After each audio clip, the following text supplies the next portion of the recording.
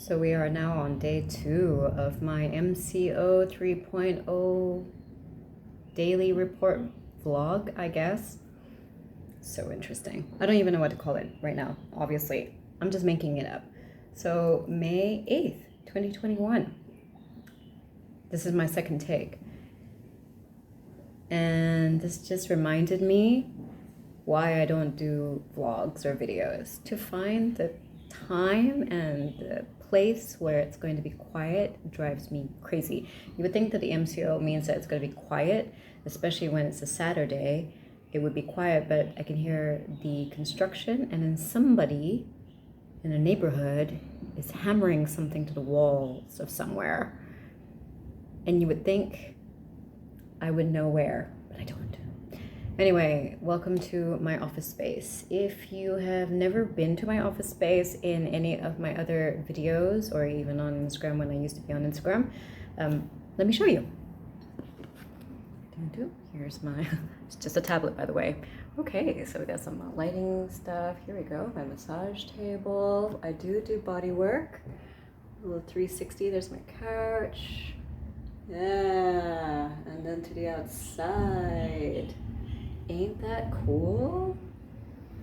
All right, and then that wall, I need to do something about this wall. I'm gonna have to paint this. But there's the neighbors, they have this amazing garden full of trees. But I want to also show you my balcony. I actually have a really nice balcony. I just wish that the view was nice. So, there's the balcony space. But this is the view. And these guys, they're obviously doing something. I've been waiting for them to also stop with their drilling, whatever they're doing.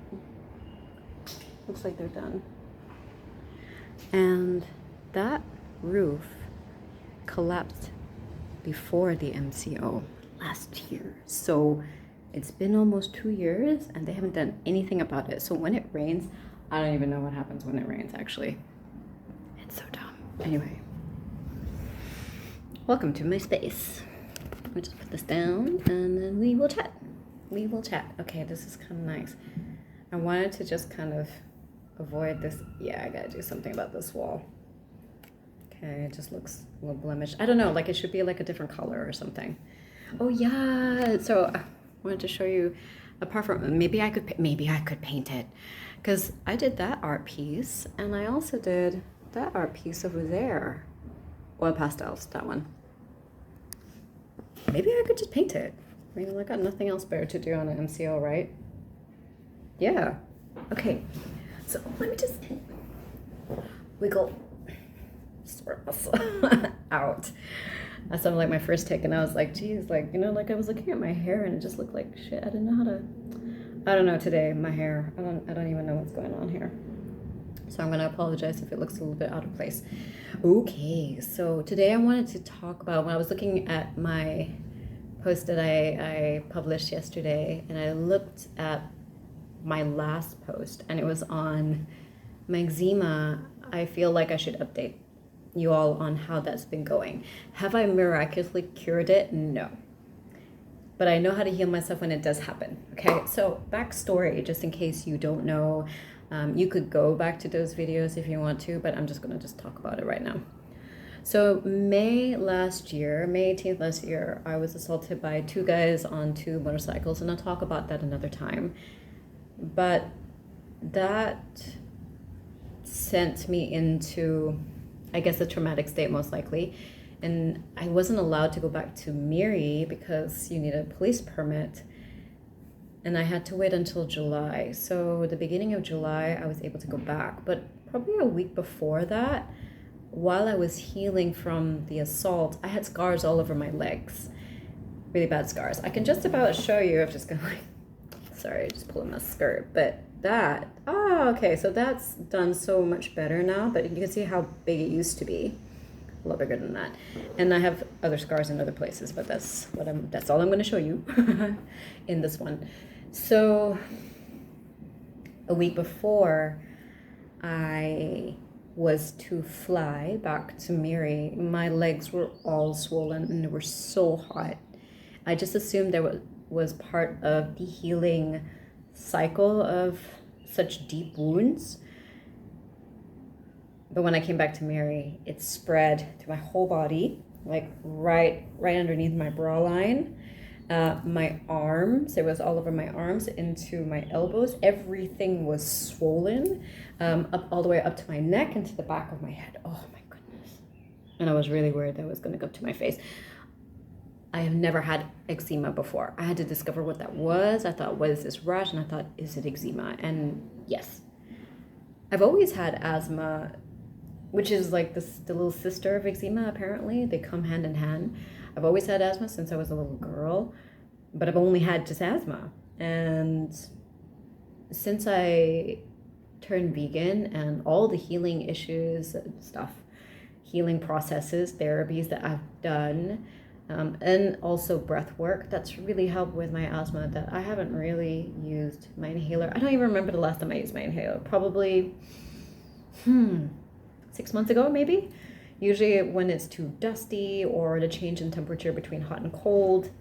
Apart from that, I've been great. I have not needed to use my inhaler. I have not had asthma. But this eczema, I know of people who have eczema and psoriasis, and they've had it their life long. And I mean, just to do research and read up and watch and listen to other people's experience on eczema, I really empathized. I really understood that it was incredible. I had to spend all of a month, every single day, on places that were cold because I just felt so hot. And I barely slept. Having said that, though, I never really sleep. What is that sound coming from?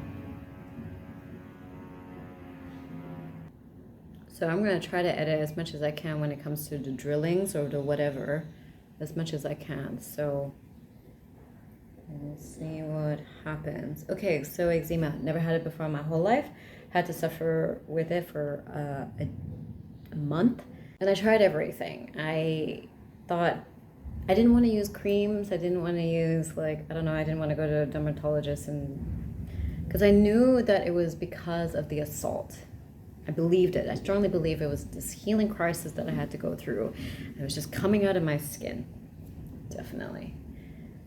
Because it was hard. It was really hard. And it was, it was just the beginning of the pandemic and all the changes and really having to question my life. I mean, this was a life change for me.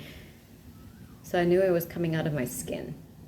And that's how it was manifesting in my body. So I tried aloe vera. I tried different types of herbs,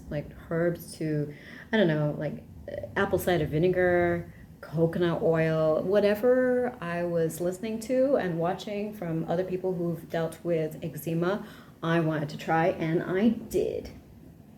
It didn't work. I was down to just washing myself with cold water. I was even afraid of soap.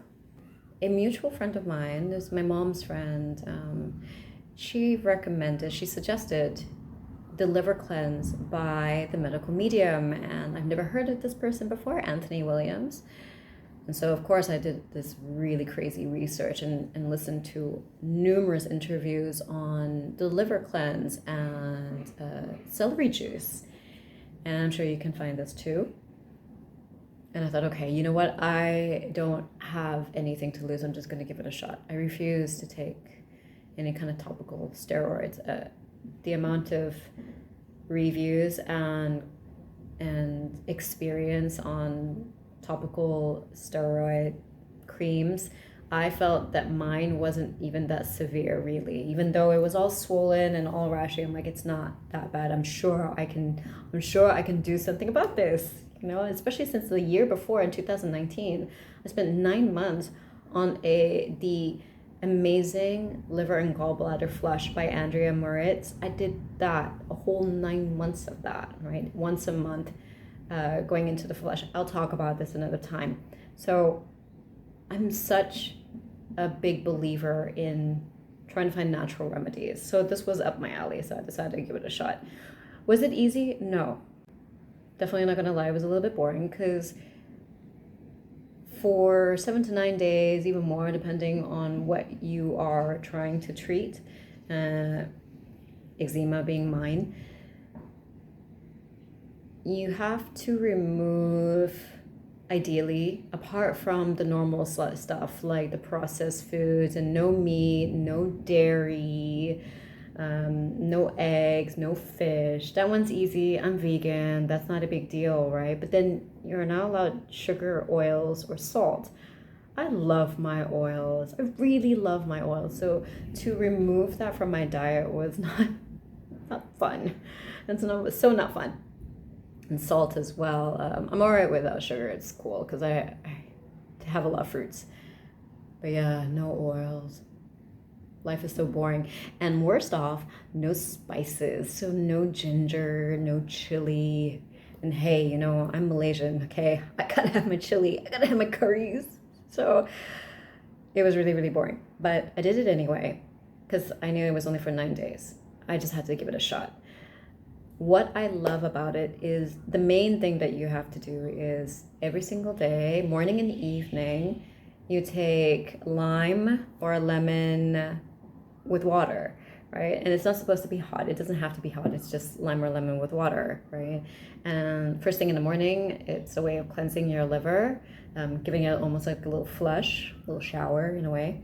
And in the evening before you go to bed, I happen to have one here because I became so addicted to it that 8 months later, I love this stuff. Okay, so I don't know if you can see. Let me just lift up my tablet. There, as easy as that. I like it hot, and I like the lima custard, which is the sweet lime. They're like yay big. So I put in about maybe 5 or 6 of them in and drink it throughout the day. I love it. So it's my thing now. It's my thing. I just believe it really helps to flush my body. It's great. Yes. I don't know. It just feels like it just warms my whole heart. And then at least half an hour after you've had your lime water, especially in the morning, at least half an hour, then you have celery juice. And there's a measurement for celery juice, but it's a little bit more than 500 milliliters. I think it's maybe 900 milliliters. It's all in ounces. This is very difficult for me, but I have to constantly measure. And again, it depends on the severity. So I decided to go for a whole liter when I was going through the eczema. I decided to go for, I should really stop doing this.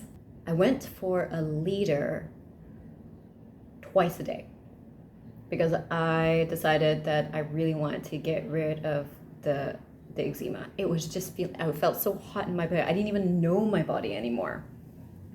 And it was good. I mean, like doing a whole liter of celery juice is challenging, but I don't mind it. I actually don't mind it. And then after that, within about a half an hour or more, then you can go on to the rest of the menu that is under the liver cleanse.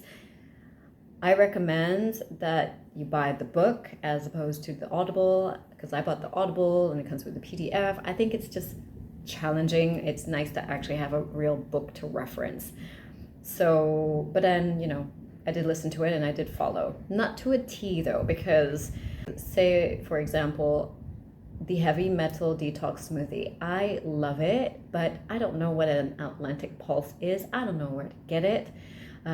Very difficult to find fresh wild blueberries here as well, not even frozen ones. So I'll take whatever I could find because it's Malaysia. And they also recommend like chaga tea. I'm living in Miri. There is no chaga tea. So some things are very hard to find in small towns. So I found whatever I could and I followed whatever I could as well. So whatever I thought was a little bit too much for me, I thought, forget it. I'll keep it as simple as possible. There is celery, yes. So of course I found celery, but celery is expensive, okay? Let's be real now. I'm in Malaysia. It's not like celery is local here. I've used whatever I could find. Decided not to even buy organic because that's even more expensive. If you think that local celery is, well, whatever celery that I can find is expensive, organic celery is even more expensive. And you know what? The celery that I used worked because in 9 days it all went away. I couldn't believe it. And I told my friend, it actually really did work. It really did work. And I had to do it again a second time, probably about 4 months later. because I was overdoing it. It was around the December period. I came back to Kuala Lumpur from Miri, and I was having a lot of junk food with friends and family, really overindulging. And that's when I know my body, especially with eczema, my body is sending signals and a warning that I have overindulged or overdone too much. Let's say I have overstressed in something, it will come. Like if it's an emotional stress, it will flare up in my body. Never did before, that's what it is now. And if I've overindulged in spicy food especially, it's gonna obviously flare up. There's just too much inflammation. So that was the second time, and that so far that has been the last time that I've needed to do the full 7 to 9 days of a cleanse. Nowadays, if I do feel like something is coming up, and now the triggers are a little bit weird. So I don't know if you can see, not really, huh? You'll see little spots like this, which start off as just bites. You think that they're just going to be mosquito bites and that's it. No, whatever bites me will flare up into a rash, and it'll go all the way up in these little, you can't really see it in this camera, but because there is no flare up. When that happens, I go straight back into the hot lemon or lime water, and then spend a day on a fast with only drinking celery juice in the morning and in the evening, and I swear in 2 days, it's gone. Totally gone. Yeah, I'm really glad that I have it under control. So, like I said, it's not a miracle cure that I found. This works, and especially allowing the 2 days where I'm not eating anything, I'm just drinking a lot of fluid, a lot of lime water, and then the celery juice. Sometimes I only have the celery juice on the first day, and then the second day is just water. For those 2 days where I'm allowing my body to reset and digest whatever and clear up whatever is in my body that I overindulged in, and also allowing my body to rest. So a lot of sleep if needed puts my body back in harmony, literally. Now I have to say one more thing as well. I also believe that I am on some sort of hormonal change. I'm not too sure what it is. A couple of days ago, I went to see the gynecologist, and I was talking to her about my symptoms, and I believe, sorry, there's so many little birds, it's great, we'll keep the birds, we'll keep the sound of the birds.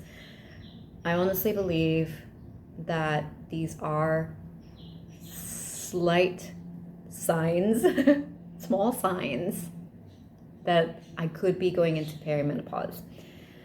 The gynecologist obviously says I'm too young because, well, I don't know, in 23 days I become 40, so that's relatively young. But she also says there are women out there who start their perimenopause as early as in their 30s, in their early 30s. And my mother, if we were to follow my mom said that she started her perimenopause at 39.